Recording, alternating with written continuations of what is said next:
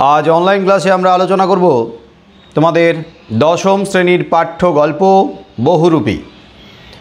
লেখক সুবোধ ঘোষের লেখা বহুরূপী গল্পের দ্বিতীয় পরিচ্ছেদ আজকের আলোচনা হবে। এই দ্বিতীয় পরিচ্ছেদ লাইন ধরে ব্যাখ্যা করব, আর লাইন ধরে আলোচনা করার সময় যেসব লাইন থেকে প্রশ্ন হবে সেই সমস্ত লাইন থেকে প্রশ্নগুলো বলে দেব। লাইনগুলো দাগ দিয়ে তোমরা প্রশ্নগুলো লিখে নেবে, আর যেগুলো এমসিকিউর প্রশ্ন হবে সেগুলোকে ব্র্যাকেটে রাখবে। এমসিকিউর প্রশ্নের উত্তর যেগুলো সেই তথ্যগুলোকে ব্র্যাকেটে রাখবে। আর যদি রচনাধর্মী প্রশ্ন হয় তাহলে দাগ দিয়ে পাশে স্টার মার্ক দিয়ে 5 লিখে রাখবে। পরে বই দেখে পড়ার সময় সুবিধা হবে, চোখে পড়বে কোন কোন লাইন থেকে কী ধরনের প্রশ্ন হয় সেগুলো যাতে চোখে পড়ে, তার জন্য বইতেই পেন্সিল দিয়ে দাগ দিয়ে রাখবে। তাহলে আমাদের এর আগে আলোচনা করা হয়ে গেছে প্রথম পরিচ্ছেদ। বহুরূপী গল্পের প্রথম পরিচ্ছেদে দেখা গেল যে বহুরূপী হরিদার বাড়িতে গল্পকথক এবং তার দুই বন্ধু অনাদি আর ভবতোষ সকাল সন্ধ্যা আড্ডা দেয়। তো সেই আড্ডা দেওয়ার সময় হরিদা জানতে পারলেন যে শহরের যে ধনী মানুষ জগদীশবাবু, তার বাড়িতে একজন সন্ন্যাসী এসেছিলেন, যে সন্ন্যাসী বিদায় নেওয়ার সময় জগদীশবাবুর কাছ থেকে সোনার বোল লাগানো খড়ম জোড়া, আর খড়ম জোড়া নয়, খড়ম মানে এক জোড়া খড়ম মানে দুপাটি খড়ম, আর কত টাকা নিয়ে গেছিলেন সাথে করে? 100 টাকা। 100 টাকা। 100 টাকা। হ্যাঁ, তো এটা জানার পর হরিদার মনের মধ্যে একটা মতলব ছটফট করে উঠল। তিনি ভাবলেন যে তার এই যে নিত্যদিনের অভাব দারিদ্র আর সহ্য হয় না, বরং এমন ব্যবস্থা করতে হবে বহুরূপী সেজে একেবারে যা ঝেলে নেবে, মানে বিরাট অঙ্কের টাকা উপার্জন করবে, যা দিয়ে তার সারা বছর দিব্য আরামে চলে যায়। এই অভাব দারিদ্র যাতে আর সহ্য করতে না হয় তার জন্য গম্ভীর হয়ে ভাবছিলেন কি করবেন।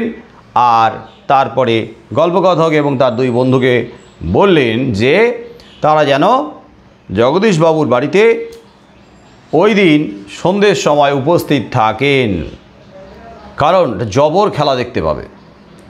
তাহলে আমাদের এই পর্যন্ত হয়েছিল হরিদাকে কথক আর তার দুই বন্ধু জানালো যে তাদের স্পোর্টের চাঁদা নেওয়ার ব্যাপার আছে জগদীশবাবুর কাছ থেকে, তাই ওই দিন সন্ধেবেলায় ঠিক সন্ধেবেলাতেই জগদীশবাবুর বাড়িতে তারা পৌঁছে যাবে। এরপরে দ্বিতীয় পরিচ্ছেদ, বড় চমৎকার আজকের এই সন্ধ্যার চেহারা।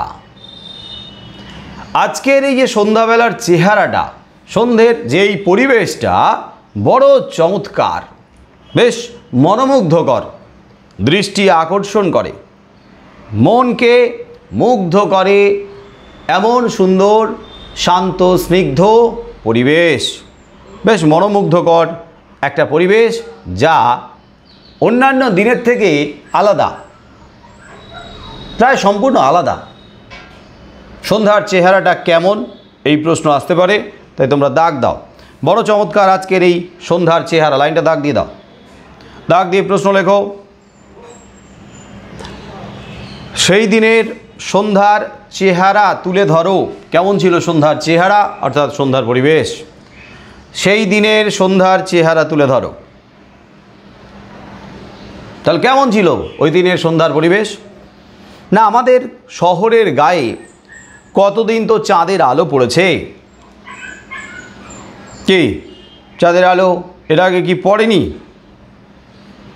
সব জায়গায় পড়েছে, গ্রাম শহর সব জায়গায় চাঁদের আলো পড়ে।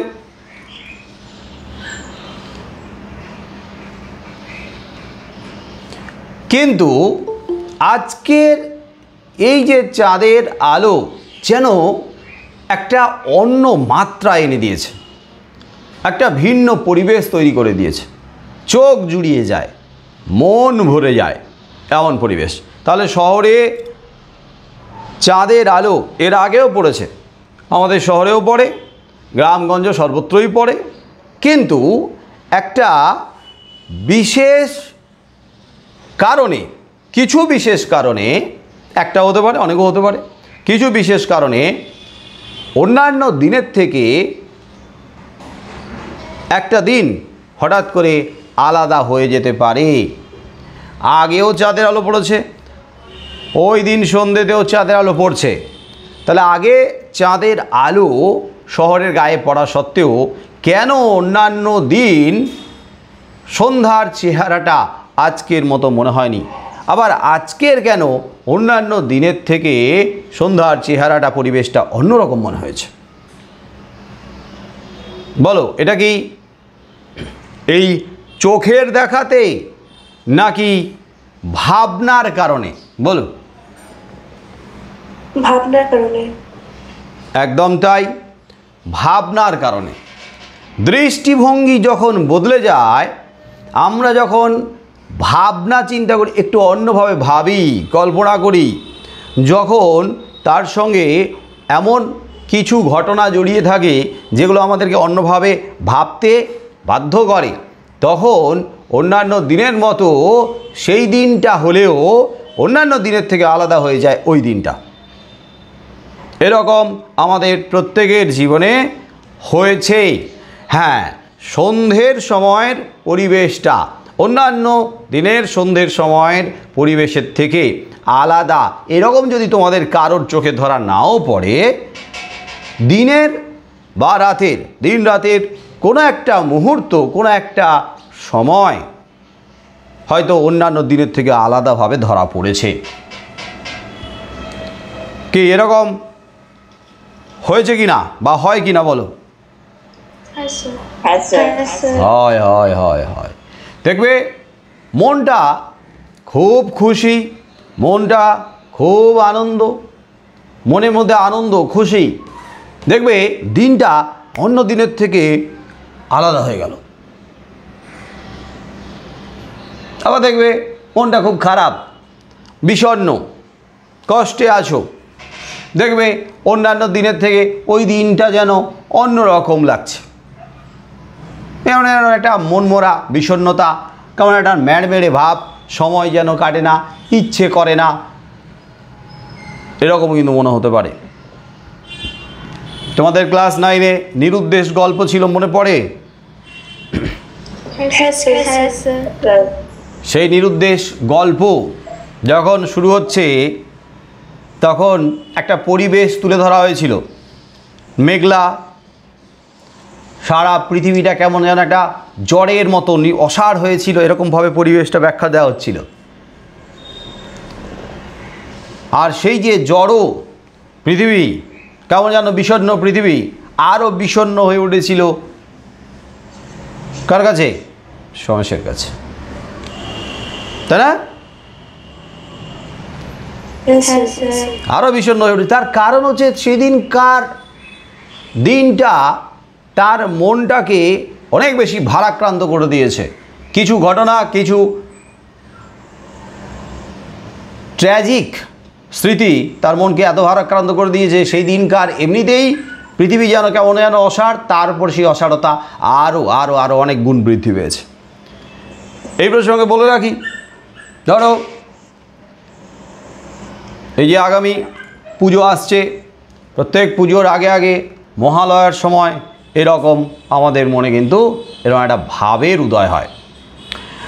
তো ঘটনা হচ্ছে, মহালয়ার আগের দিন বা মহালয়ার পরের দিন, মহালয়ার আগের দিন সকালবেলা, ভোরবেলা তোমার কিন্তু ঠিক ততখানি ভালো লাগা তৈরি হওয়ার সম্ভাবনা কম। তাই মহালয়ার ভোরটা অন্যান্য দিনের ভোরের মতো তোমার মনে হবে না, মহালয়ার আগের দিনের ভোরটা বা পরের দিনের ভোরটা। কিন্তু দেখবে হঠাৎ করে মহালয়ার দিনের যে ভোরটা, সেটা মনে হবে একটু অন্যরকম ভোর, কেমন যেন চারদিকে একটা খুশির মেজাজ, বাতাসে একটা আনন্দের পরিবেশ, চারদিকের পরিবেশটা যেন অন্যরকম লাগছে। তো বলো, মহালয়ার আগের দিন আর পরের দিনের থেকে মহালয়ার দিনের ভোরটা কেন অন্যরকম হয়ে যায়? সেটা কি দিনের কারণে, মানে এই যে আমাদের চোখের দেখার কারণে না, আমাদের মনের কারণে। আমরা একটু অন্যভাবে ভাবি, এমনভাবে আমরা জড়িয়ে গেছি ওই মহালয়ার দিনের সাথে বা তার ভোরটার সাথে, ওই দিনের ভোরটার সাথে এমনভাবে ছোটোবেলা থেকে মানসিকভাবে আমরা জড়িয়ে গেছি, অন্যান্য দিনের ভোরের থেকে ওই দিনের ভোরটা একটা অন্যরকম লাগে। আর পুজোর দিনগুলো তো কথাই নেই।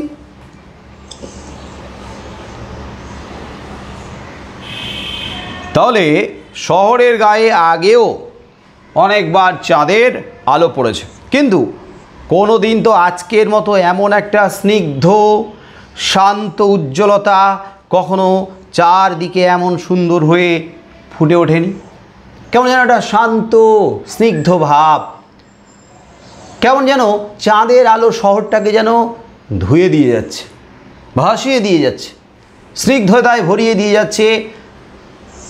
আসলে অন্যান্য দিন কথক এবং তার বন্ধুরা শহরে এই সন্ধ্যের সময় বেরোলেও হয়তো অন্যান্য দিনে তাদের মানসিকতাটা অন্য রকম ছিল, তাদের ভাবনাটা অন্য রকম ছিল। আজকের তারা যে কাজে আসছে সেই কাজটা কিন্তু তাদের স্পটের চাঁদা নেওয়া নয়, এটা তো একটা কাজ, কিন্তু ওই অজুহাতে আসছে। আসল কোন কাজে আসছে?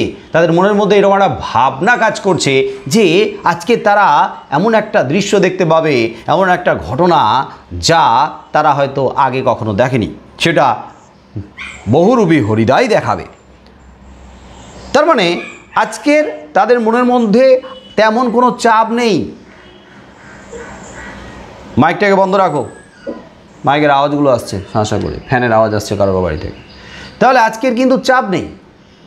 তাহলে মন যখন চাপ মুক্ত, মন যখন অন্যান্য কাজ থেকে সরে থাকে, মনের মধ্যে যখন আর কোনো ভাবনা কাজ করে না, তখন দেখবে মনটা হালকা লাগে। আর মন যখন হালকা লাগে তখন ভাবনা চিন্তাগুলো একটু অন্যরকম হয়ে যায়। আর যখনই অন্যরকম হয়ে যায় তখনই ওই দিনটা, ওই সময়টা, ওই মুহূর্তটা আবার অন্যান্য দিনের সময় বা মুহূর্তের থেকে আলাদাই হয়ে যায়। বলো, মনের মধ্যে যদি চাপ থাকে, আমার কোনো কাজ করতে হবে এরকম যদি ভাবনা থাকে, আমাকে এখানে যাওয়ার পরে আবার ওখানে যেতে হবে এরকম যদি একটা চাপ তৈরি হয়ে থাকে, তাহলে ওই সময়টাকে, ওই দিনটাকে, ওই মুহূর্তটাকে উপলব্ধি করা যায় কি ঠিকঠাক করে? না, যায় না। তাহলে এখানেও তাই, তারা যেন ওই মুহূর্তে পুরোপুরি চাপ মুক্ত, শুধুমাত্র এই জায়গাটাতে এই সময় আসছে একটা কিছু দেখার জন্য, পুরোপুরি মানসিকভাবে তারা প্রস্তুত হয়ে রয়েছে। আর এই মনটা যখন প্রস্তুত হয় তখন তাদের অন্যান্য দিনের থেকে ওই সময়ের মুহূর্তটা আলাদা হয়ে যায়। তাহলে একটা শান্ত স্নিগ্ধ উজ্জ্বলতা কখনো চারদিকে এমন সুন্দর হয়ে ফুটে ওঠেনি। ফুরফুর করে বাতাস বইছে, ফুরফুর করে বাতাস তো অন্যান্য অনেক দিন অনেক সময় বয়েছে। কথক এবং তার বন্ধুরাও সেই ফুরফুর করে বাতাস বয়ে যাচ্ছে, গাছের পাতাগুলো নড়ছে, এগুলো দেখেছে, আমরাও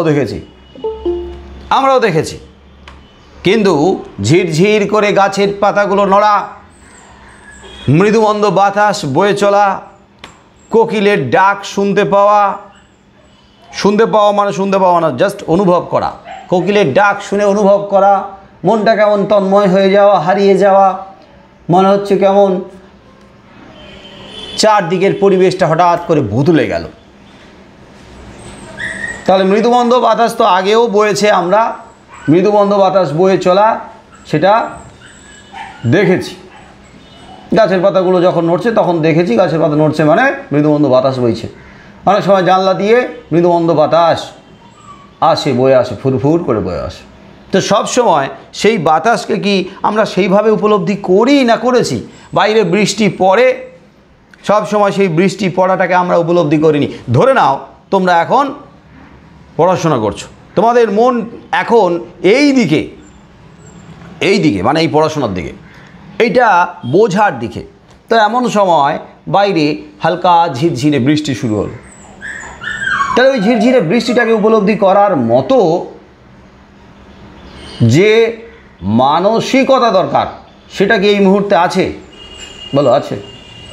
না স্যার। না, কারণ ওদিকে তো তুমি কনসেন্ট্রেট করতেই পারবে না, ওই ভাবনাটা তো তোমার মাথায় কাজই করবে না, কারণ তুমি এখন অন্য চাপে আছো, অন্য দিকে রয়েছো।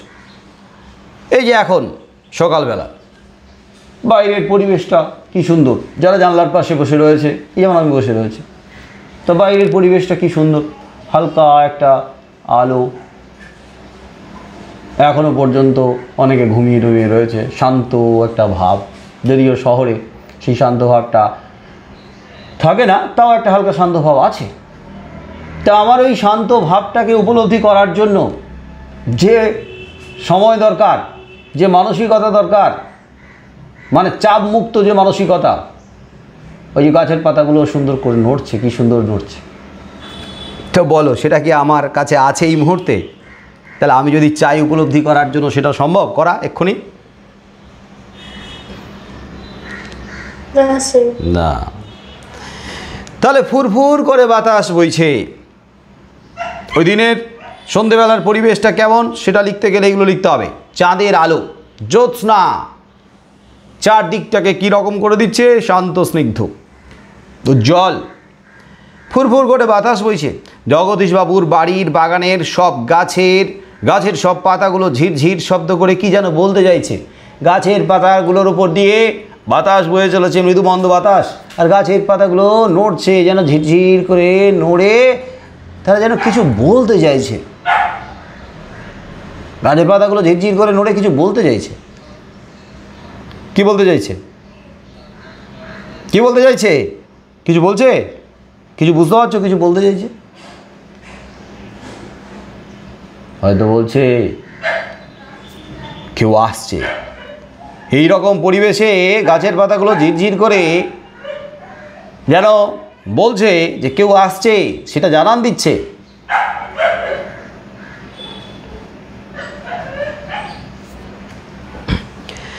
জগদীশবাবুর বাড়ির বাগানের সব গাছের পাতা ঝিরঝির শব্দ করে কি যেন বলতে চাইছে। তার পরিবেশটা এমন যেন এই পরিবেশে এমন কারোর উপস্থিতি ঘটতে চলেছে যার উপস্থিতিটা অপ্রত্যাশিত। জগদীশবাবুর বাড়ির বারান্দাতে মস্ত একটা আলো জ্বলছে, মস্ত বড় একটা আলো। ব্র্যাকেটে রাখো তো, বারান্দাতে মস্ত বড় আলো, বারান্দাতে একটা আলো জ্বলছে, মস্ত বড় একটা বিশাল বড় আলো জ্বলছে বারান্দায়। তাহলে এই যে প্রাকৃতিক সৌন্দর্য, এই যে প্রাকৃতিক পরিবেশ, এর মাঝখানে কোনটা কৃত্রিম, কোনটা বেমানান? আলোটা। আলোটা। আলোটাই তো বেমানান। আলোটা না থাকলে বরং এই সন্ধ্যের পরিবেশটা, জ্যোৎস্নায় চারদিক ভেসে যাচ্ছে এমন পরিবেশটা আরও ভালো করে উপলব্ধি করা যায়। এই যে শহরের গায়ে জ্যোৎস্না, এটা আমরা খুব বেশি উপলব্ধি করতে পারি না, কারণ জ্যোৎস্নাটাকে দেখার জন্য যে পরিবেশটা দরকার সেই পরিবেশটা নষ্ট হয়ে যায়। সন্ধে হতে না হতেই বাড়ি ঘর আলোয় ঝলমল করে ওঠে, রাস্তাঘাট সব আলোয় ঝলমল করে ওঠে। তো আমি কি করে উপলব্ধি করব জ্যোৎস্নাটাকে শহরে থেকে? তাহলে শহরে থেকে নয়, জ্যোৎস্নাটাকে উপলব্ধি করার জন্য সেই শান্ত স্নিগ্ধ নির্জন আলো ঝলমল পরিবেশ থেকে অনেক দূরে যেতে হবে, শান্ত স্নিগ্ধ পরিবেশে যেতে হবে, আলো ঝলমল করা এমন শহরের পরিবেশ থেকে যেতে হবে, তবে গিয়ে জ্যোৎস্নাটাকে আমরা উপলব্ধি করতে পারবো। এবারে ঘটনা হচ্ছে, এই গাছের পাতাগুলো ঝিরঝির করে কিছু বলতে চাইছে। অন্যান্য দিনের থেকে সেই দিন সন্ধ্যাবেলায় চাঁদের আলোটা অন্যরকম লাগছে, শান্ত স্নিগ্ধ উজ্জ্বল। তাহলে কেন লাগছে সেটা কি কিছুটা বোঝা গেল, উপলব্ধি করা গেল? হ্যাঁ স্যার। মানে এখানে জগদীশবাবুর বাড়িতে কথক আর তার বন্ধুরা উপস্থিত হয়ে যে পরিবেশটাকে উপলব্ধি করেছে সেটা এই গল্পে আছে ঠিকই, কিন্তু এই গল্পটাকে আমরা এই গল্প অনুযায়ী ভাববো না। এই পরিবেশটা কখনো কখনো আমাদের চোখে ধরা পড়েছে, আমরা উপলব্ধি করেছি, এইটাকেই আমরা কানেক্ট করার চেষ্টা করব। সেটা সন্ধেবেলা হতে পারে, সন্ধে হোক, ভোর হোক, দুপুর হোক, এক একটা সময়ের এক একটা মুহূর্তের উপলব্ধিটা এক এক রকম, কিন্তু উপলব্ধি তো আমরা প্রত্যেকে কম বেশি করেছি। অন্যান্য দিনের থেকে অন্য দিনটাকে অন্যভাবে একটু আবিষ্কার করেছি, হ্যাঁ কি না? অস্বীকার করা যায়? না স্যার। তাহলে জগদীশবাবুর বাড়ির বারান্দাতে একটা মস্ত বড় আলো জ্বলছে। সেই আলোর কাছে একটা চেয়ারের ওপর বসে আছেন জগদীশবাবু। একটা চেয়ারের ওপর, ব্র্যাকেটে রাখো চেয়ারের ওপর। জগদীশবাবু কোথায় বসেছিলেন? চেয়ারের ওপর ব্র্যাকেটে রাখো। জগদীশবাবুর চেহারা সাদা, মাথার চুলগুলো সাদা ধবধবে, সাদা দাড়িগুলো সাদা হয়ে গেছে, সৌম্য শান্ত এবং জ্ঞানী মানুষ জগদীশবাবু। সৌম্য শান্ত, একবারে শান্ত সৌম্য, মানে তার চেহারাতে একটা সৌম্য কান্তি ধরা পড়ছে। তার চেহারার মধ্যে একটা যেন বালক সুলভ যে চেহারা, সেটা কিন্তু ধরা পড়ছে। সৌম্য মানে একটা লম্বা চওড়া মানুষ তো, কিন্তু তার শরীর, তার দেহ যেন সৌম্য কান্তি দেহ, শান্ত, ছটপটে নয়। মানে ধার্মিক মানুষ তো, লম্বা চওড়া, হ্যাঁ, ফর্সা, মাথার চুল সাদা, দাড়িগুলো সাদা, দেখে মনে হচ্ছে সত্যি নিপাট, ভদ্র, উচ্চ শিক্ষিত এবং ধার্মিক মানুষ, সাথে জ্ঞানী মানুষও বটে। এইগুলোকে ব্র্যাকেটে রাখো। এই যে সাদা মাথা থেকে জ্ঞানী মানুষ পর্যন্ত ব্র্যাকেটে রাখো। আমরা আমাদের স্পোর্টের চাঁদার খাতাটিকে জগদীশবাবুর হাতে তুলে দিয়ে দাঁড়িয়ে আছি। স্পোর্টের চাঁদার খাতাটাকে জগদীশবাবুর হাতে তুলে দিয়েছে। তাহলে ওরা তো স্পোর্টের চাঁদা নিতে গিয়েছে, কিন্তু স্পোর্টের চাঁদা অন্য দিন নিলেও হতো, কিন্তু সেই দিনকার নিতে গিয়েছে, এটা একটা অজুহাত। এই অজুহাতে তারা সেখানে উপস্থিত থাকতে চেয়েছে। যাই হোক, চাঁদার খাতাটাকে হাতে তুলে দিয়ে দাঁড়িয়ে রয়েছে। জগদীশবাবু কতটা চাঁদা দেয় কি জানি, অপেক্ষা করছে। ওদের অপেক্ষা করাটা কখন বিরাগী না কখন বহুরূপী হরিদা আসবে, কোন বেশে আসবে, কোন রূপে আসবে, আগে থেকে বলেনি। এমন সময় চমকে উঠলেন জগদীশবাবু। ডাক দাও। চমকে উঠলেন জগদীশবাবু। প্রশ্ন লেখো, জগদীশবাবু কেন চমকে উঠেছিলেন? না, জগদীশবাবু এমন একটা দৃশ্য দেখেছে, এমন কাউকে দেখেছে যা চমকে যাওয়ার জন্য যথেষ্ট কারণ রয়েছে। কাকে দেখেছে বলো, কাকে দেখেছে চমকে গেছে? বিরাগী সন্ন্যাসী। বিরাগী সন্ন্যাসীকে দেখেছে। জগদীশবাবু তো বোঝেননি যে হরিদা মানে বহুরূপী হরি, বিরাগী সন্ন্যাসী। তাহলে বিরাগী সন্ন্যাসীকে দেখেছে। আমরা যদি কাউকে আগে থেকে জানান দিয়ে পৌঁছাই তাহলে অবাক হওয়ার ব্যাপার নেই। আমরা যদি কাউকে বলি, আচ্ছা আমি এই রূপে, এই দিন, এই সময়, এই রূপে বা এই বেশে তোমার বাড়িতে যাব, তাহলে তেমন কোনো কৌতূহলও থাকে না, আর তেমন কোনো চমকে যাওয়ার কোনো কারণও থাকে না। কিন্তু জানান না দিয়ে হঠাৎ করে যদি কেউ এসে উপস্থিত হয়, তাহলে আমরা সারপ্রাইজড হই, আমরা বিস্মিত হই, অবাক হই। তাও কিন্তু কিছুটা জানান দিয়ে রেখেছে কথক এবং তার বন্ধুদের, জগদীশবাবুর বাড়িতে কিন্তু যাবেন হরিদা।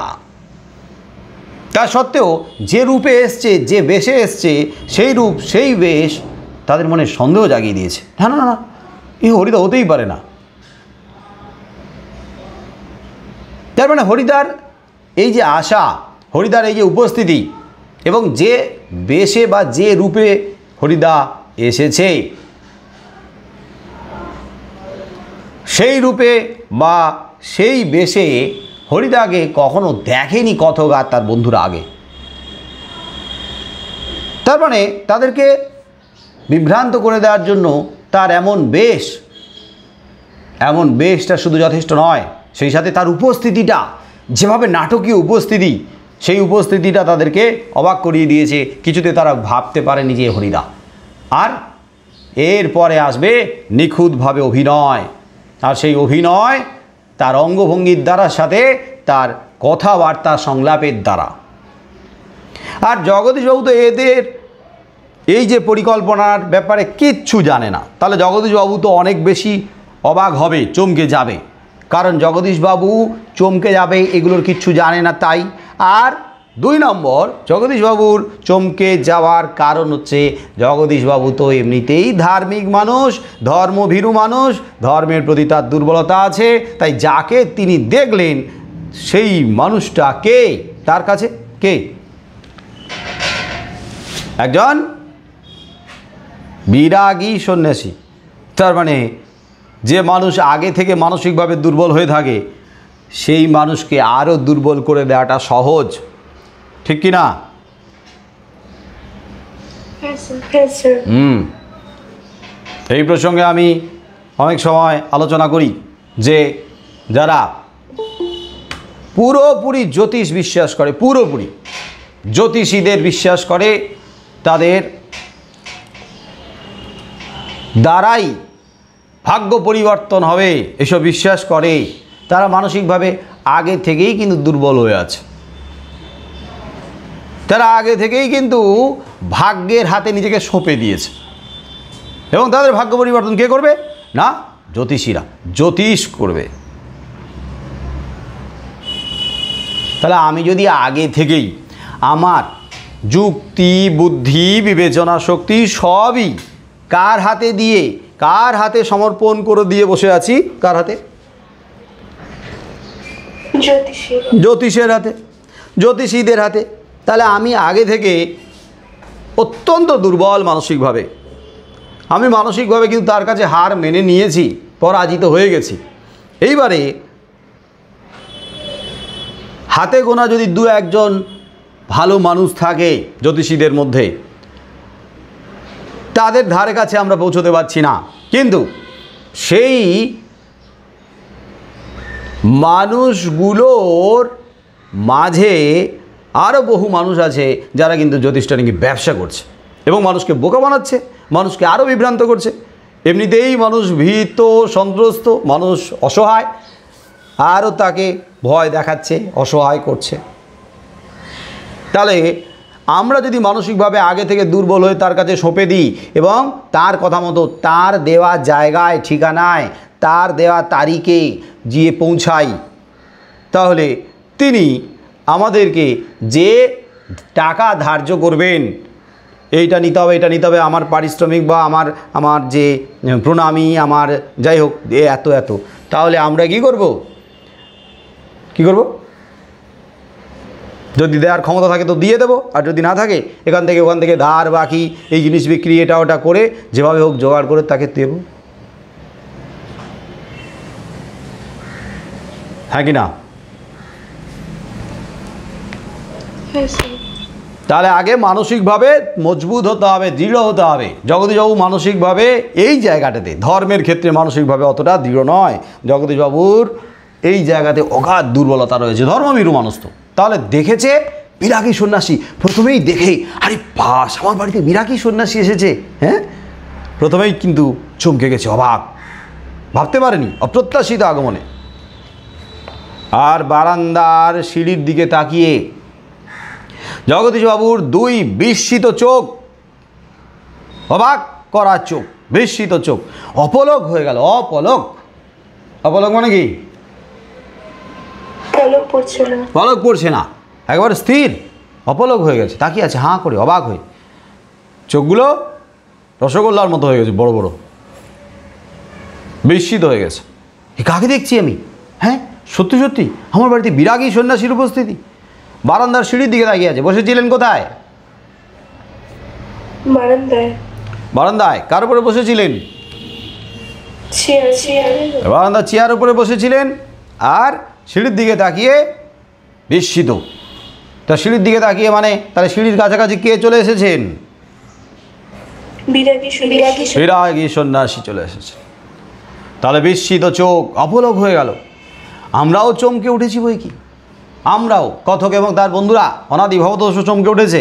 এই চমকে ওঠার কারণ তারাও এরকম বিরাগী সন্ন্যাসীর অপ্রত্যাশিত আগমনে তারাও অবাক, তারা চমকে উঠেছে। দাগ দাও, আমরাও চমকে উঠেছি বটে, দাগ দাও।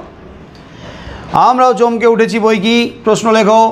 কারা কেন চমকে উঠেছিল বা কি দেখে চমকে উঠেছিল?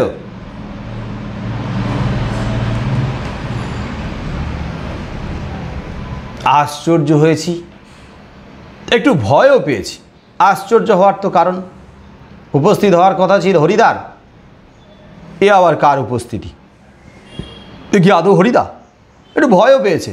ভয় পাওয়ার কারণ এমনিতেই পরিবেশটা এইরকম, সেই পরিবেশটা কেমন যেন শান্ত স্নিগ্ধ উজ্জ্বলতা রয়েছে চারদিকের পরিবেশটা, কেমন যেন একটা হয় একটা গা ছমছম করা ভৌতিক পরিবেশ, আর না হলে একটা দৈবিক পরিবেশ। হ্যাঁ, এই সময় এই পরিবেশে হয়তো ভূতের উদয় হয়, আর না হলে ভগবান দেবতা দেবীর উদয় হয়। আর এ তো দেখি দেবতার দূত হিসেবে, প্রতিনিধি হিসেবে এক বিরাগী সন্ন্যাসীর উদয়, তাহলে ভয় পাওয়ার যথেষ্ট কারণ রয়েছে।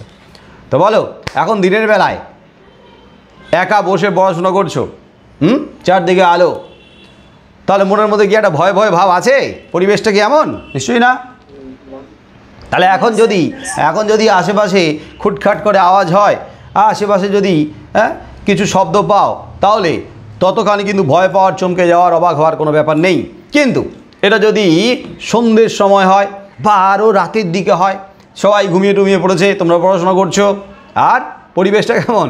একবার নির্জন, নিঃশব্দ, একবারে শুনশান, তাহলে মনের মধ্যে তো একটা ভয় ভয় এমনিতেই আছে আগে থেকে, নেই? Yes, sir. আর তারপরে দেখা গেল লোডশেডিং হয়ে গেল, তাহলে ভয়টাকে আরও বাড়িয়ে দেবে। আর সেই মুহূর্তেই বা সেই সময় দেখা গেল একটা দুম করে আওয়াজ হলো, বা কেউ এসে পেছন দিক থেকে দাম করে একটা আওয়াজ করলো, পুরো হৃৎপিণ্ডটা খুলে ছিটকে বাইরে গিয়ে পড়বে, কারণ পরিবেশটা এমনি। তখন মাথার কাজ করবে না যে আচ্ছা কেন আওয়াজটা হলো, এই আওয়াজটা তো হওয়ার কথা নয়, এই আওয়াজটা কি ভূতে করেছে, না ভগবান এসেছে করেছে, না এই আওয়াজটা করার পেছনে কোনো বাস্তবিক কারণ আছে, সেই লজিক খোঁজার মতো মানসিক অবস্থাই নেই।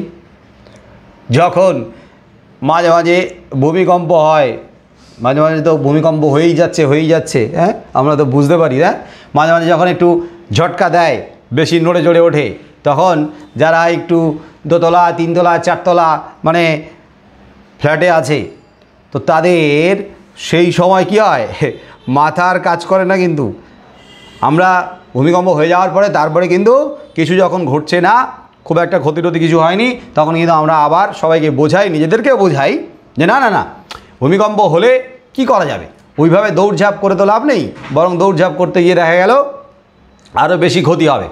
তার থেকে ঘরের ভেতরে কিভাবে মোটামুটি একটা নিরাপত্তা বজায় রাখা যায়, নিরাপদ জায়গায় থাকা যায়, নিজেকে সেই জায়গাতে রাখতে হবে। সবই আমরা ভেবে টেবে সব রেডি করলাম, আবার যে কোনো দিন ভূমিকম্প হলো কী করি, ছুটে গিয়ে খাটের নিচে আগে ঢুকি, কী করি বলো? খাটের তলায়, ভারী শক্ত টেবিলের তলায়, হ্যাঁ, ঢুকি, কোথায় যাই আগে? আগেই দরজা খুলে বাইরে বেরিয়ে দুমদাম করে নিচে নামার চেষ্টা করি, কারণ তখন ভাববার মতো, বোঝার মতো, যুক্তি তর্ক দিয়ে ব্যাপারটাকে দেখার মতো ওই মেন্টালিটিটা তৈরি হয় না। তখন ভয়টা এমনভাবে গ্রাস করে, তখন মাথা আর কাজ করে না, তখন মনে হয় বাবা পালাতে হবে, বেরোতে হবে। কি যে কথাগুলো বললাম, এই কথাগুলো অনেকের মাথায় আসে কি না? ভূমিকম্প হয়ে যাওয়ার পরে এরকম আমরা ভাবি, কিন্তু হয়ে গেছে তারপরে আমরা ভাবি যে 5 তলা থেকে 4 তলা থেকে তো নামতে পারবো না খুব তাড়াতাড়ি, তাহলে কি করতে হবে? ঘরের ভেতরে আটকে থাকবো, ওপরওয়ালার হাতে ছেড়ে দিয়ে। কিন্তু যখনই শুরু হয় তখনই কিন্তু দরজার দিকে ধেয়ে যাই, আমরা ছুটে যাই। তাহলে পরিবেশটা কেমন ছিল? পরিবেশটা এমন ছিল যেটা চমকে দেওয়ার মতো, পরিবেশটা এমন ছিল ভয় পাওয়ার মতো। আর সেখানে এই বিরাগী সন্ন্যাসীর উপস্থিতিরা একেবারে মানানসই হয়ে গেছে। তাই আশ্চর্য হয়েছে, ভয়ও পেয়েছে, কারণ সত্যি যে বিশ্বাস করতে পারছি না, দাগ দাও, সত্যি যে বিশ্বাস করতে পারছি না, লাইনটা দাগ দাও, প্রশ্ন লেখো, কারা কি বিশ্বাস করতে পারছেন না? তাহলে সত্যি বিশ্বাস করতে পারছেন না কথক এবং তার বন্ধুরা যে ওই বিরাগী সন্ন্যাসী আসলে হরিদা। সিঁড়ির কাছে এসে যে দাঁড়িয়েছে সে কি সত্যি হরিদা? সিঁড়ির কাছে এসে দাঁড়িয়েছে হরিদা কি হতে পারে? ও চেহারা কি সত্যি কোনো বহুরূপীর হতে পারে? ভাবছি ওই যে চেহারা, ওই রকম চেহারা তো এর আগে হরিদাকে দেখেনি এরকম চেহারায়? চেহারাটা কেমন? দাগ দাও। ও চেহারা কি সত্যি কোনো বহুরূপীর হতে পারে? এই লাইনটা দাগ দাও, প্রশ্ন লেখো। কার কেমন চেহারার কথা বলা হয়েছে? কার কেমন চেহারা? তাহলে বহুরূপী হরিদার চেহারা, এই বিরাগী সন্ন্যাসীর চেহারা। তাহলে কেমন সেই সন্ন্যাসী? সাধারণত সন্ন্যাসীরা যেরকম হয়, একটা চিরাচরিত যে ধারণা আমাদের মধ্যে আছে, সন্ন্যাসীকে আমরা দেখেছি যে পোশাক আশাকে, সেই ধারণাটার থেকে এখানে সন্ন্যাসী একটু অন্যরকম। সন্ন্যাসীর কী থাকবে? জটা জুট থাকবে, মাথার উপরে মস্ত বড় জটা, একদম জটা জুট, জুট মানে একদম জড়িয়ে পেঁচিয়ে বাঁধা থাকে, জটা জটা জুট। কিন্তু এরকম কোনো জটা জুট সন্ন্যাসীর এই নেই, বিরাগী সন্ন্যাসীর নেই। সন্ন্যাসীর হাতে একটা কমণ্ডলু থাকে, কমণ্ডলু লোটা ঘটির মতো কমণ্ডলু থাকে না, হাতে নিয়ে যায়। কিন্তু এখানে সেই কমণ্ডলু নেই, চিমটেও নেই, হাতে একটা চিমটে থাকে, চিমটে বড় লম্বা চিমটা, চিমটে। কীরকম ধরনের চিমটাগুলো বলো তো? ওই যে মিষ্টি দোকানে মিষ্টি তোলার জন্য যে বড় বড় চিমটাগুলো ব্যবহার করে না, মিষ্টি তোলে গেটা নিয়ে, হ্যাঁ ওই টাইপেরই লম্বা ধরনের, এরকম চিমটার মতো। এই দুটোকে নিয়ে এরকমভাবে বাজায়, দং ঠং ঠং ঠং ঠং, অলগ নিরঞ্জন করতে থাকে। তাহলে চিমটাও নেই, মৃগ চর্মের আসনও নেই। সন্ন্যাসী হিমালয় থাকে, পাহাড়ি অঞ্চলে থাকে, জঙ্গল পাহাড়ি অঞ্চল, মৃগ চর্মের আসন বিছিয়ে তার উপরে বসে ধ্যান করে। তাহলে মৃগ চর্মের আসন থাকার কথা, কিন্তু মৃগ চর্মের আসন নেই এই বিরাগী সন্ন্যাসী। আবার গৈরিক সাজও নেই, গৈরিক গেরুয়া পোশাকে সন্ন্যাসীদেরকে আমরা দেখেছি, এই গেরুয়া সাজও নেই। তাহলে কি কি নেই সেগুলোকে ব্র্যাকেটে রাখো। জটা জুটধারী মানে জটা নেই, কমণ্ডলু ব্র্যাকেটে, চিমটে ব্র্যাকেটে, মৃগচর্মের আসন ব্র্যাকেটে, আর গৈরিক সাজ ব্র্যাকেটে, এগুলো নেই, কিচ্ছু নেই। একেবারে সাধারণ, অতি সাধারণ। কিন্তু অতি সাধারণ হলেও সেই অতি সাধারণ যেন অসাধারণ হয়ে উঠেছে।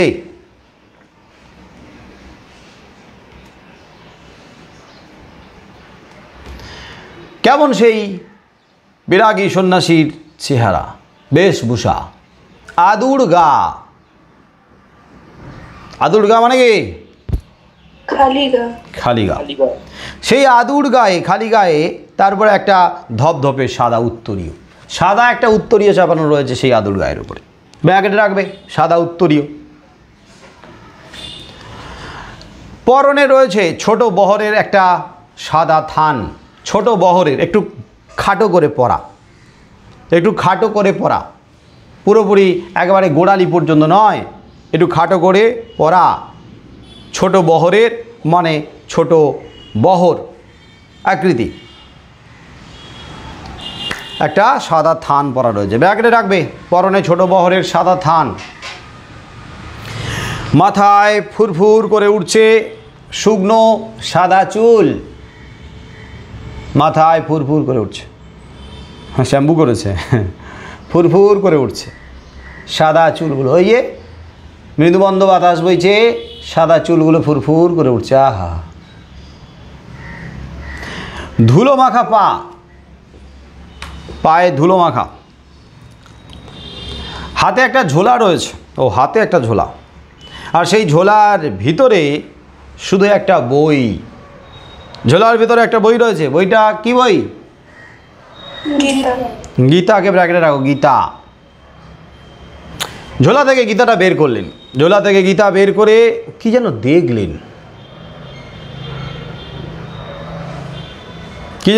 আগন্তুক, দাগ দাও। গীতা বের করে কি যেন দেখলেন আগন্তুক, দাগ দাও। প্রশ্ন লেখো, গীতা বের করে আগন্তুক কি দেখেছিলেন? কি মনে হয় আগন্তুক কি দেখেছিলেন? কোন শ্লোক, গীতার কোনো শ্লোক, কোনো বাণী, যে শ্লোক রীতিমতো উপদেশ বাণী, শোনার মতো, জানার মতো, শিক্ষণীয়, এটা তার অভিনয়ের মধ্যে ছিল। তাকে বিরাগী সন্ন্যাসী হিসেবে মানানসই করে তোলার জন্য এই বেশটা যেমন ছিল, এই সাধারণ বেশটা যেমন দরকার ছিল, তেমনি শুধু সাধারণ বেশ নয়, অভিনয়টাও ছিল। কিন্তু গীতা বার করবে, গীতা বার করে দেখছে গীতার বাণী। আবার এটা হতে পারে গীতা থেকে যে শ্লোকটা বলবে, গীতার যে বাণীর অর্থ শিক্ষণীয় যে জিনিসটাকে তুলে ধরবে, সেটা আগে থেকেই কিন্তু তৈরি হয়ে এসেছে। শুধু এখানে নিছক গীতাটাকে বার করে অভিনয়ের মাধ্যমে বিরাগী সন্ন্যাসী নিজেকে আরও জীবন্ত করেছে। গীতা বার করে দেখলেন, কি দেখেছিলেন গীতা বার করে, এটাই প্রশ্ন। তারপর নিজের মনেই হাসলেন। তাহলে এই হাসিটা কি করছে? বিরাগী সন্ন্যাসীকে রীতিমতো আরও সক্রিয় করছে, আরও জীবন্ত করছে, আরও চরিত্রটাকে উজ্জ্বল করছে, প্রাণবন্ত করছে, বিশ্বাসযোগ্য করে তুলছে চরিত্রটাকে। নিজের মনে যে হাসলেন, নিজের মনে হাসছেন, কিন্তু নিজের মনে হাসে ভেসে কি বোঝাতে চাইছেন? হয়তো জগদীশবাবুকে এটাই বোঝাতে চাইছেন, আপনি একজন ধার্মিক মানুষ, কিন্তু আপনার তো এখনো পর্যন্ত কিছুই লাভ সম্ভব হয়নি।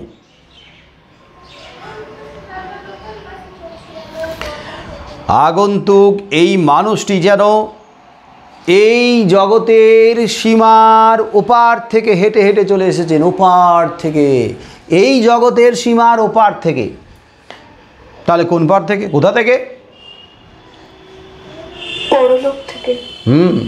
অন্য এক লোক থেকে, অন্য লোক। এই যে ইহলোক, এই যে জগৎ, পার্থিব লোকের বাইরে, সেই অপার্থিব লোক থেকে যেন হেঁটে হেঁটে চলে এসেছে। দেখে মনে হচ্ছে যেন বহুকাল ধরে এই লোকের বাইরে অন্য লোক থেকে হাঁটতে হাঁটতে চলে এসেছে এই লোকে। শীর্ণ শরীরটাকে প্রায় অশরীরী একটা চেহারা বলে মনে হয়। চেহারাটা কেমন? একেবারে শীর্ণকায়, রোগা। সেই শীর্ণ শরীরটাকে দেখে মনে হয় যেন শরীরই নেই, এটা অশরীরী চেহারা, একেবারে রোগা, হাড় জিরজিরে চেহারা। সেই মুহূর্তে জগদীশবাবুর এমনি চেহারা, জগদীশবাবুর চেহারা ভালো ছিল। বিরাগী সন্ন্যাসীর যে চেহারা, হরিদার চেহারা তো এমনিতে শীর্ণ ছিল, তো সেদিনকার যেন চেহারাটাকে আরও ওই রকমভাবে শীর্ণ, আরও বেশি করে শীর্ণ করে তুলেছে।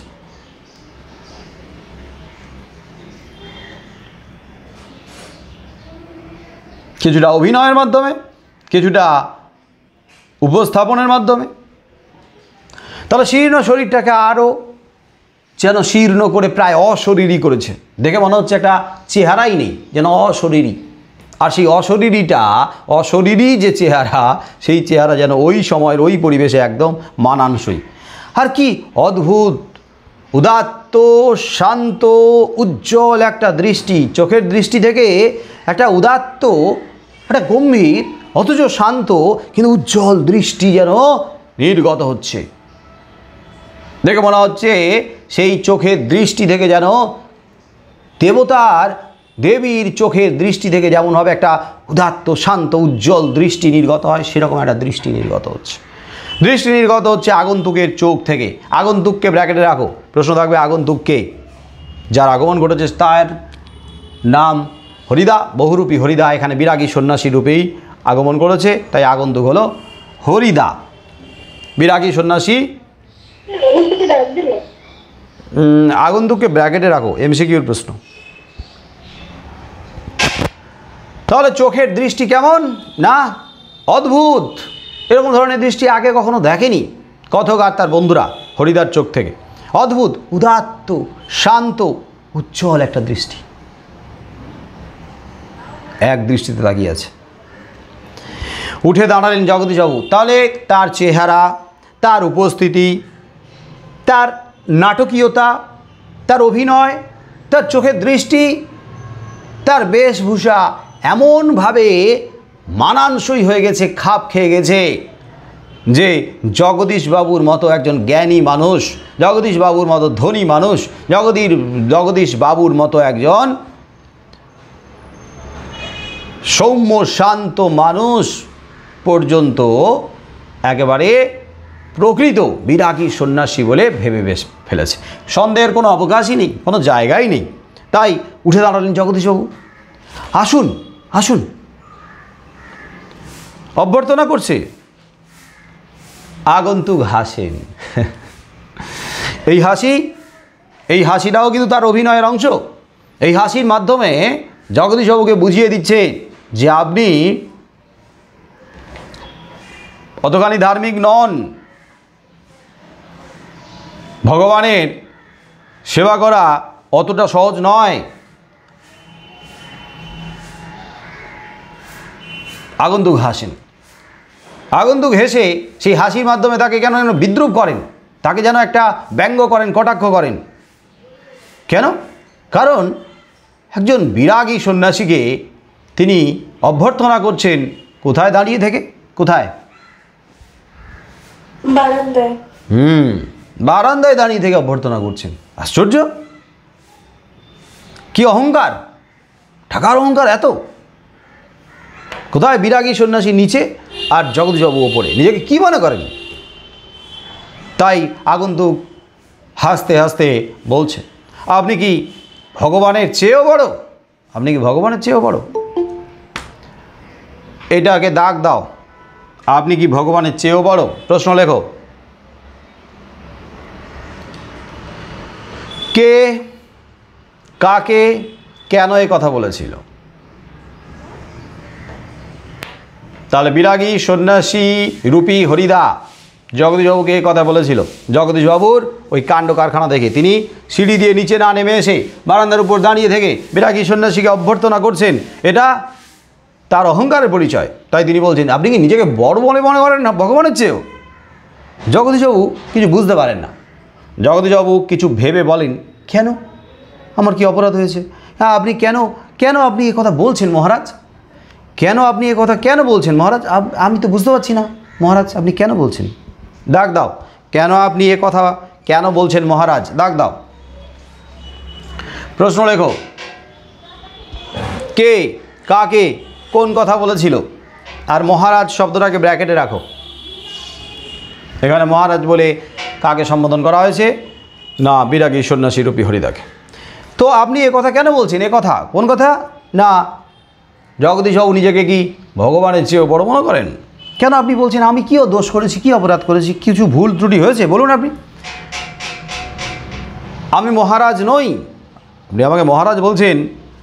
বিরাগী সন্ন্যাসী বলছে, আমি মহারাজ নই, আমি অত বড় নই, অত বড় জায়গাতে আমি পৌঁছতে পারিনি, আমি তো সামান্য তুচ্ছ।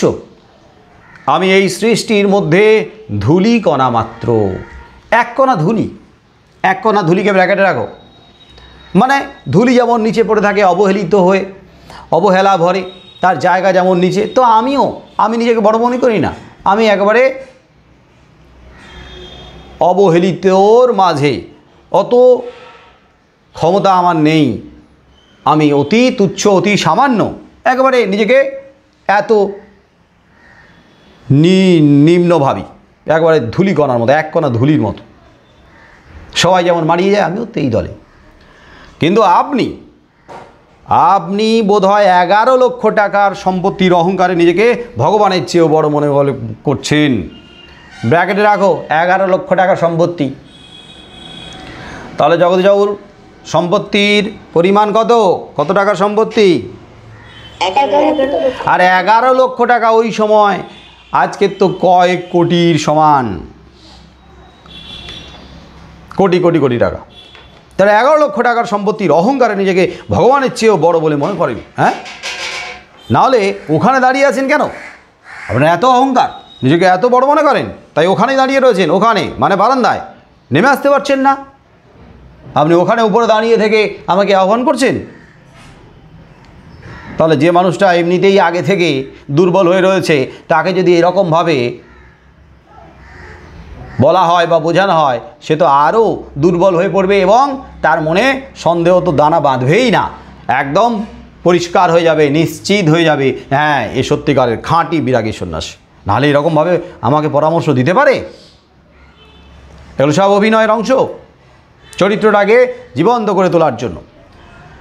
তাই জগদীশবাবু বুঝতে পারে তার বড় অপরাধ হয়েছে। সেই মুহূর্তে সিঁড়ি ধরে নেমে যান জগদীশবাবু। তাহলে সিঁড়ি ধরে কোথায় নেমে গেল? নিচে। নিচে কোথায়? বিরাগী সন্ন্যাসী যেখানে দাঁড়িয়ে আছে তার সামনাসামনি দাঁড়াবে, নিচে নেমে গিয়ে দাঁড়িয়ে বলছে, আমার অপরাধ হয়েছে, আমি সত্যি বুঝতে পারিনি, আমার অপরাধ হয়েছে, আমাকে ক্ষমা করে দিন। আপনি রাগ করবেন না, আমার অপরাধ হয়েছে, দাগ দাও। প্রশ্ন লেখো, কার কি অপরাধ হয়েছিল? কার কি অপরাধ হয়েছে বা হয়েছিল? তাহলে জগদীশবাবু তার নিজের ভুল বুঝতে পেরেছে। বিরাগী সন্ন্যাসী বলার পরে যে বারান্দায় দাঁড়িয়ে থেকে তাকে অভ্যর্থনা করছিল, এটা তার অন্যায়, ভুল, অপরাধ। তাই তিনি নেমে এসে তার কাছে ক্ষমা চাইছেন, মাপ চাইছেন। আর সেই সাথে বললেন যে আপনি রাগ করবেন না, রাগ করাটা স্বাভাবিক, আপনি রাগ করবেন না, আমার এই আচরণের জন্য আপনি রাগ করবেন না। কিন্তু রাগ করবেন না বলার সাথে সাথে আবার চরিত্রটাকে কিভাবে জীবন্ত করছে দেখো, অভিনয়ের মাধ্যমে, সংলাপের মাধ্যমে, বক্তব্যের মাধ্যমে। আপনি রাগ করবেন না লাইনটাতে দাগ দাও। কে কি কারণে রাগ করেছিল? যদিও রাগ করেননি বলেই পরে বিরাগী সন্ন্যাসীরূপী হরিদা বলছে, তো আগন্তুক আবার হাসেন। রাগের কথা কোথা থেকে আসছে? হ্যাঁ, আমি বিরাগী, আমি তো বিরাগী সন্ন্যাসী, বিরাগী তার মানে কি? যার কোনো রাগ নেই, রাগ নামে কোনো রিপু আমার নেই। রাগ নামে রিপু, রাগটাকে ব্র্যাকেটে, রিপুটাকেও ব্র্যাকেটে রাখো। তাহলে আমার কোনো রাগ নামে রিপু নেই। যে বিরাগী সন্ন্যাসী তার রাগ থাকতে নেই, রাগ থাকতে হয় না। ছিল একদিন, সেটা পূর্বজন্মের কথা, আজকে নয়। ছিল একদিন, সেটা পূর্বজন্মের কথা। পূর্বজন্মে হয়তো আমি বিরাগী সন্ন্যাসী ছিলাম না, সেই জন্মে আমার রাগ ছিল, দাগ দাও। ছিল একদিন, সেটা পূর্বজন্মের কথা। পূর্বজন্মের কোন কথা? পূর্বজন্মে কী ছিল বলা হয়েছে? প্রশ্ন লেখো, পূর্বজন্মের কোন কথা বা পূর্বজন্মে কী ছিল, কার কী ছিল? তাহলে কার? এই বিরাগী সন্ন্যাসীর পূর্বজন্মে ছিল, কি ছিল বলো? রাগ নামে রিপু। রিপু মানে কি? শত্রু। শত্রু। হ্যাঁ, আমাদের 6টা রিপু রয়েছে, 6টা শত্রু রয়েছে। মানুষের 6 রিপু, ষড়রিপু। সেই 6টা বা 6 রিপু তথা ষড়রিপুর নাম কি কি বলো, কে পারবে? কাম, ক্রোধ, লোভ, মোহ, মদ, মাৎসর্য। আবার বলো, কাম, ক্রোধ, লোভ, মোহ, মদ, মাৎসর্য। কাম মানে কামনা, ক্রোধ, রাগ, তারপরে কি বললে? লোভ। লোভ তো কম বেশি আমাদের সবারই আছে, সংযত করে রাখি মাঝে মাঝে। আর মোহ, কোনো কিছুর প্রতি আকৃষ্ট হওয়া, মোহিত হওয়া, টান, সেই মোহ আমাদের আছে। আর মদ মানে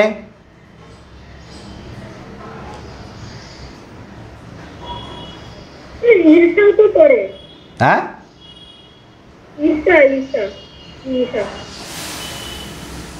ঈর্ষা, হিংসা, হ্যাঁ আছে তো।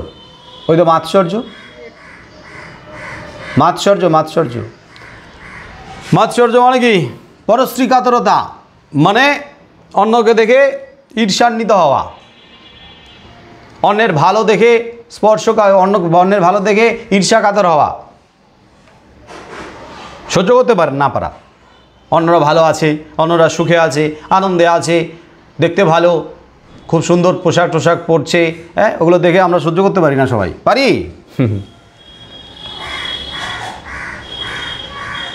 তাহলে মত মানে কি?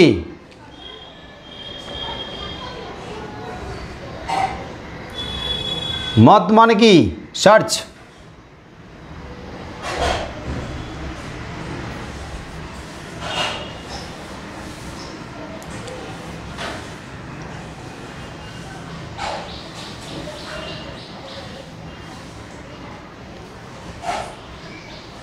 সার্চ করছো? গুগল ভাই আছে তো?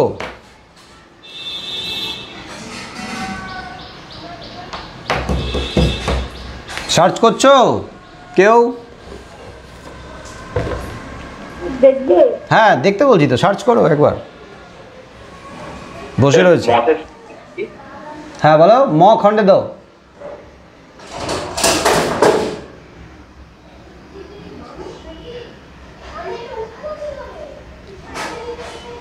অহংকার। আচ্ছা, ভেরি গুড। তাহলে মদ মানে অহংকার, অহংকার।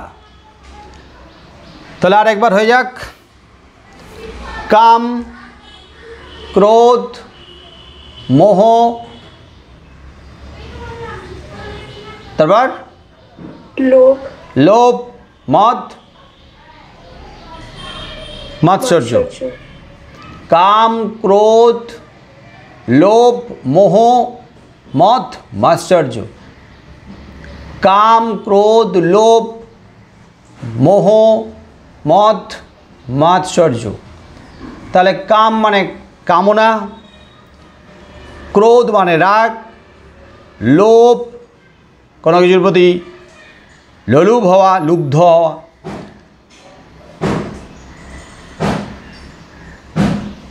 তারপর কি বললাম, মোহ, মোহ কোনো কিছুর প্রতি মোহিত হওয়া, আকৃষ্ট হওয়া। আর মদ মানে অহংকার, আর মাৎসর্য মানে পরশ্রী কাতরতা, যে অন্যের সৌন্দর্য দেখে, অন্যের ভালো দেখে আমরা ঈর্ষা কাতর হই, তাকে বলা হয় মাৎসর্য। ক্লিয়ার? হ্যাঁ স্যার। তাহলে এই ষড়রিপু আমাদের প্রত্যেকের মধ্যে আছে, আছে কি নাই বলো? আছে তো অবশ্যই, 6টা রিপু মানুষের মধ্যে থাকবেই। কিন্তু এই ষড়রিপুকে আমরা কি করি?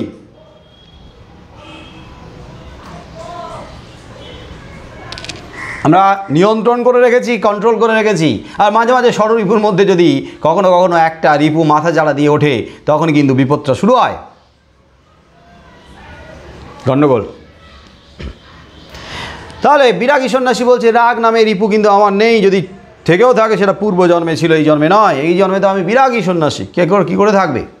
জগদীশবাবু বলছে, বলুন এখন আপনাকে কিভাবে সেবা করব? এখন আপনাকে কিভাবে সেবা করব আপনি আমাকে বলুন। বিরাগী বলছেন, ঠান্ডা জল চাই, সেবা করতে হয় এমন কিছু লাগবে না, আমাকে ঠান্ডা জল দাও, 1 গ্লাস ঠান্ডা জল দিলেই হবে, আর কিছু চাই না। কারণ আমার লোভ নেই, আমার মোহ নেই, মাৎসর্য নেই, রাগ নেই, কিছুই নেই, কোনো কিছুর প্রতি আকৃষ্ট আমি হই না, আমি শুধু একটু ঠান্ডা জল খেতে চাই। তাহলে এই যে জগদীশবাবু বলছে আপনাকে কিভাবে সেবা করব, তাহলে বিরাগী সন্ন্যাসী বলতেই তো পারত, আমার এত টাকা লাগবে, আমাকে প্রণামী বাবদ এত টাকা দিতে হবে, আমাকে এটা দিতে হবে, ওটা দিতে হবে, এটা তো সুযোগ ছিল। বিরাগী সন্ন্যাসী মানে হরিদার তো সুযোগ ছিল, কি সুযোগ ছিল না বলার? হ্যাঁ, যা যা দরকার ছিল সে তো ওইভাবে প্ল্যান করে এসেছিল না, ওইভাবে পরিকল্পনা করেছিল, গম্ভীর হয়ে ভাবছিল, পরিকল্পনা করেছিল। এবার মারিত গন্ডার, লুঠিত ভান্ডার, তাহলে ওইভাবে তো এসছে, একবারে যা ঝেলে নেবে সারা বছর চলে যাবে। তাহলে এখন সুযোগ তো পেলই, প্রচুর টাকা উপার্জন করার মতো একটা সুযোগ পেল। তাহলে কেন বিরাগী কেন বলল না টাকার কথা বা অন্য কিছুর কথা, শুধু ঠান্ডা জল চাই আর কিছু চাই না, কেন বললো বলো? চরিত্রটা ফুটিয়ে তোলার জন্য। রাইট, চরিত্রটাকে ফুটিয়ে তোলার জন্য, আরও ফুটে উঠবে, চরিত্রটাকে বজায় রাখার জন্য। ওই যে বিরাগী সন্ন্যাসী, ওই চরিত্রটা বজায় থাকবে, যদি চেয়ে বসে তাহলে বিরাগী সন্ন্যাসীর যে চরিত্রটা সেটা মাটি হয়ে যাবে, ধরাও পড়ে যেতে পারে, কিন্তু ধরা পড়ে যাওয়ার থেকে বড় কথা হচ্ছে মাটি হয়ে যাবে, নষ্ট হয়ে যাবে। আর যে বহুরূপী, সেই বহুরূপী যখন একটা ক্যারেক্টারে ঢুকে যায়, ক্যারেক্টারের সঙ্গে একেবারে একাত্ম হয়ে যায়, তখন সেই ক্যারেক্টারের সঙ্গে, সেই চরিত্রের সঙ্গে সে মিশে গিয়ে ওই চরিত্রটাকে শেষ পর্যন্ত ধরে রাখার, বজায় রাখার প্রাণপণ চেষ্টা করে। কারণ তারা শিল্পী মানুষ, শিল্পী মানুষেরা নিজেদের শিল্পের সঙ্গে, নিজের শিল্প সত্তার সঙ্গে কখনো বেইমানি করে না, প্রতারণা করে না। তাই শিল্পীরা দেখবে অভাবে থাকে, দারিদ্র্যে থাকে, কষ্টে থাকে, না খেতে পেয়ে হয়তো মরেই যাচ্ছে, তাও কিন্তু আপোষ করে না। কি ঠিক কি না? ওরাই শিল্পী হয়, আপোষ করে না যারা। যাই হোক, তাহলে ঠান্ডা জল চাই, আর কিছু চাই না। ঠান্ডা জল খেয়ে হাঁপ ছাড়েন বিরাগী। এদিকে অভিনয় করতে করতে তিনিও তো হাঁপিয়ে যাচ্ছেন। হ্যাঁ, এই রকমভাবে চরিত্রে অভিনয়, এই চরিত্রে হয়তো অভিনয় করেননি, অন্যান্য চরিত্রে অভিনয় করেছেন। আসলে একটা চরিত্রে অভিনয় করাটা খুব চাপের, খুব চাপের। যারা অভিনয় করে তারাই জানে যে অভিনয় যখন করে তখন অভিনয় ওই চরিত্রটার মধ্যে একদম ডুবে যায়, ডুবে থাকে, ওই চরিত্র থেকে বেরোতে পারে না। তাই ওই চরিত্র থেকে যখন বেরোতে পারে না তখন কিন্তু ছটফট করতে থাকে, তাও কষ্ট হলে, অসুবিধা হলে তাও কিন্তু ওই চরিত্রটাতেই দাঁড়িয়ে থাকতে হয়। কতক্ষণ পরে ওই চরিত্র থেকে যখন বেরোতে পারে, যখন কাজ শেষ হয় তখন যেন একটু নিঃশ্বাস ফেলে, স্বস্তির নিঃশ্বাস ফেলে, হাঁপ ছাড়ে, বাবা এবার যেন নিজের ক্যারেক্টারে ফিরে এলাম, মানে নিজের ব্যক্তি চরিত্রে ফিরে এলাম। একটা অভিনয় করা হচ্ছিল যে চরিত্র, সেই চরিত্র থেকে বেরিয়ে এবারে নিজেকে খুঁজে পেয়েছি। তাহলে ব্যক্তি চরিত্র আর অভিনয়ের যে চরিত্র, দুটোর মধ্যে পার্থক্য আছে। তাই যারা অভিনয় করতে চাও বা করবে কোনো কারণে, পরবর্তীতে যদি অভিনয়ের জগতে যাও, তাহলে এই কথাটা মাথায় রেখো যে ব্যক্তি তুমি আলাদা, আর চরিত্রে যে তুমি ঢুকছো সেই চরিত্রে তুমি কিন্তু আর ব্যক্তি চরিত্র নয়, সেই চরিত্রের সঙ্গে তোমার একাত্মতা অন্যরকম। সেই চরিত্র তুমি পুরোপুরি হয়ে যাবে, মনে প্রাণে পুরোপুরি তুমি সেই চরিত্র। আর তার ফলে অভিনয়টা অসাধারণ করা যায়। যাই হোক, বিরাগী বলেন ঠান্ডা জল চাই, ঠান্ডা জল খেয়ে হাঁপ ছেড়ে বাঁচেন। মনে হচ্ছে বাবা আর কতক্ষণ অভিনয় করতে হবে এইভাবে, এখান থেকে এবারে যেতে পারলে নিশ্চিন্ত। এদিকে ভবতোষ আমার কানের কাছে ফিসফিস করে, ভবতোষ কানের কাছে ফিসফিস করে, কারণ তার সেইভাবে সন্দেহ হয়নি। ফিসফিস করে বলছে না না না, হরিদা নয়, হ্যাঁ হতেই পারে না, এই হতে পারে না, অসম্ভব। হরিদার গলার স্বর এরকমই নয়, ডাক দাও, হতে পারে না, অসম্ভব। ডাক দিয়েছো, হতে পারে না, অসম্ভব। হ্যাঁ স্যার। তাহলে হতে পারে না, অসম্ভব। কি অসম্ভব? না, এই যে বিরাগী সন্ন্যাসী, এ যে হরিদা নয়, সেটা ভবতোষের সন্দেহ হয় না। ভবতোষ বলে যে এটা অসম্ভব, মানে এই বিরাগী সন্ন্যাসী হরিদা হতেই পারে না। হরিদার গলার স্বর এরকম নয়, শুধু কি চোখের দৃষ্টি, গলার স্বরটা দেখো। হরিদাকে আমরা কতদিন ধরে চিনি, দুবেলা গল্প করি তার বাড়িতে, তার গলার স্বর এরকম তো নয়, গলার স্বরটাকেও বদলে ফেলেছে।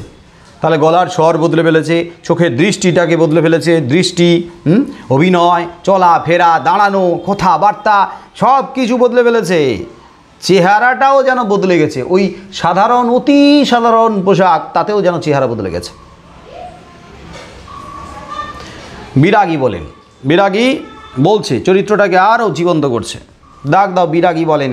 বিরাগী কি বলেছিলেন? বিরাগী বলেন পরম সুখ কাকে বলে জানেন? ডাক দাও, পরম সুখ কাকে বলে জানেন? প্রশ্ন লেখো, পরম সুখ কাকে বলে? এখানে বিরাগীর কথায় পরম সুখ কি, পরম সুখ কাকে বলে? পরম সুখ, প্রকৃত সুখ, পরম সুখ পাওয়া কিভাবে সেটা জানেন না? সব সুখের বন্ধন থেকে মুক্ত হয়ে যাওয়া, মানে মোহমুক্ত হওয়া। আমরা এই পার্থিব জগতের মানুষ যে সমস্ত জায়গায় মোহাবিষ্ট হয়ে থাকি, মোহে আচ্ছন্ন হয়ে থাকি, মোহে আচ্ছন্ন হয়ে থাকি, সেই সমস্ত জায়গা থেকে নিজেকে পুরোপুরি মোহমুক্ত করে নেওয়াই হচ্ছে পরম সুখ। তার মানে পরিবারের সঙ্গে যে একটা বন্ধন রয়েছে আমাদের, সেটাও কিন্তু আমাদের মোহগ্রস্ত করে, সেই মোহাবিষ্ট হয়ে রয়েছি আমরা। বস্তুগত যে সমস্ত জিনিস, তার প্রতি আমাদের মোহ রয়েছে, লোভ রয়েছে, টান রয়েছে, ভালো থাকবো, ভালো খাবো, পরিবারের সঙ্গে থাকবো, সুখে থাকবো। তো এই সমস্ত যে বন্ধন, সেই যে মোহের বন্ধন, ওই মোহের বন্ধন থেকে যদি ছিন্ন হতে পারো, মুক্ত হতে পারো, তাহলে পরম সুখ লাভ করবে। আর জগদীশবাবুর মতো মানুষ কিসের প্রতি বেশি করে মোহাগ্রস্ত, বা কিসের প্রতি সব থেকে আকৃষ্ট, কি মনে হয়? সম্পত্তি। সম্পত্তি, 11 লক্ষ টাকার সম্পত্তি বানিয়ে ফেলেছে। তার মানে টাকা টাকা, আপনি কিন্তু পরম সুখ পাবেন না। আপনি যতই ধার্মিক হন, আপনি যতই ঈশ্বরের নাম গান করুন, পারবেনই না। পরম সুখ পেতে গেলে আপনাকে মোহ থেকে মুক্ত হতে হবে, আর সব সুখের বন্ধন থেকে মুক্ত হলেই কিন্তু আপনি পরম সুখ লাভ করতে পারবেন। আর আপনার তো প্রচুর টাকার মোহ। কৃপণ না, জগদীশবাবু ধনী হলেও কৃপণ মানুষ বলা হয়েছে, কি তাই না? হ্যাঁ স্যার। যাই হোক, পরম সুখ কাকে বলে? সব সুখের বন্ধন থেকে মুক্ত হয়ে যাওয়া। ভবতোষের কানের কাছে মুখ নিয়ে এগিয়ে এনে অনাদি বলে। অনাদি কি বলে? দাগ দাও। ভবতোষের কানের কাছে মুখ এগিয়ে দিয়ে অনাদি বলে, দাগ দাও। প্রশ্ন লেখো, অনাদি ভবতোষকে কি বলে? অনাদি বলছে ফিসফিস করে, শুনছো তো এসব ভাষা কি হরিদার মুখের ভাষা হতে পারে? হরিদা একজন বিরাগী সন্ন্যাসী, হরিদা কি করে হতে পারে? একজন সাধারণ মানুষ, অভাবী দরিদ্র মানুষ, এত জ্ঞানের কথা, হ্যাঁ, এত উপদেশ পরামর্শ, এত ধর্মের কথা, এটা কি হরিদার মুখের ভাষা হতে পারে? তুমি ভাবো একবার, হরিদা এগুলো জানলো কী করে? জানবে কী করে এইটুকু সময়ের মধ্যে? হতেই পারে না। তাহলে না ভবতোষের, না অনাদির, আর গল্পকথকের তো নয়, কারোর মনে সেই অর্থে সন্দেহ কিন্তু হয়নি, বরং নিঃসন্দিহান হয়ে গেছে। তার চরিত্রে অভিনয়, তার বেশভূষা, তার কথাবার্তা, তার গলার স্বর, চোখের দৃষ্টি, সব কিছু দেখেই তারা একদম নিশ্চিত হয়ে গেছে যে এ কিন্তু বিরাগী সন্ন্যাসী, এ হরিদা নয়। তার মানে তারা এগুলো দেখছে, নিশ্চয়ই অপেক্ষা করছে হরিদার জন্য। এরপরে হরিদা কখন আসে? তো যাই হোক, এর পরের যে অংশটা, সেই অংশটা আমরা আরও একটা ক্লাসে, আর একটা আলোচনায় শেষ করব। তাহলে আজকের এই পর্যন্তই থাকবে। সবাইকে টাটা, বাই। By sir.